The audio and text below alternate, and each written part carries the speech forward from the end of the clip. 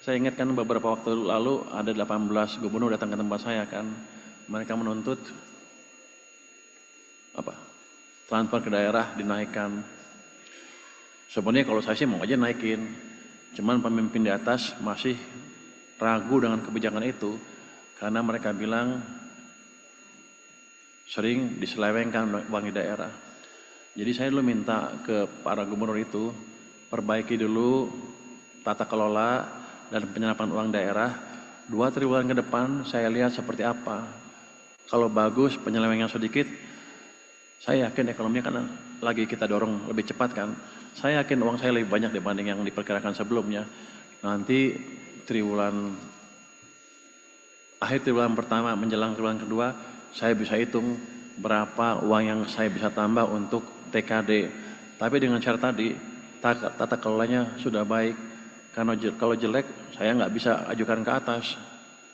Presiden kurang suka rupanya kalau itu. Tapi kalau kita punya bukti bahwa udah bagus semua, harusnya nggak ada masalah kita naikkan.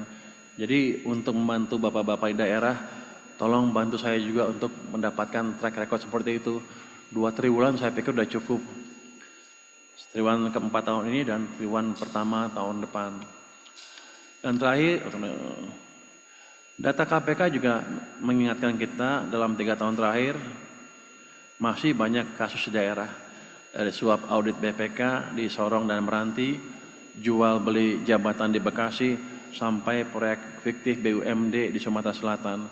Artinya reformasi tata kelola ini belum selesai.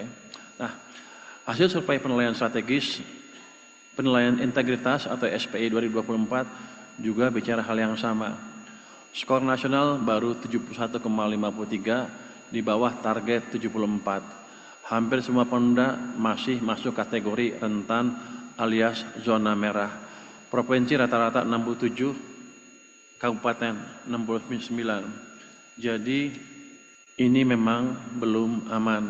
Coba tolong perbaiki 2 triwulan ke depan deh. Jadi saya bisa ngomong ke atas. Kalau enggak saya dimarahin juga kalau ngomong. Kalau saya kan paling penting, untuk saya yang penting adalah ekonominya bergerak.